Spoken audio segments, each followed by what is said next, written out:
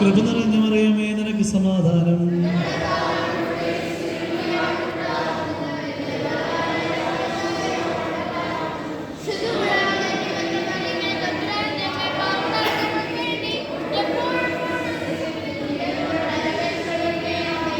ദൈവത്തിന് സ്തോത്രം.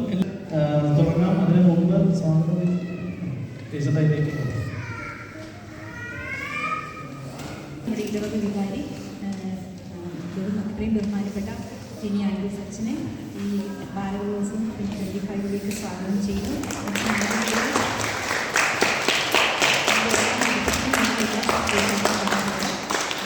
സ്വാഗതം ചെയ്തു.